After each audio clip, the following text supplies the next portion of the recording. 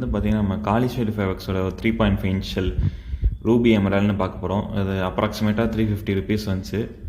So இது Kaliswari packing எப்போதுமே ஒரு நாஸ்டாலஜிக் ஃபீல் கொடுக்கும். ரொம்ப சூப்பராக இருக்குது பேக்கிங்கு.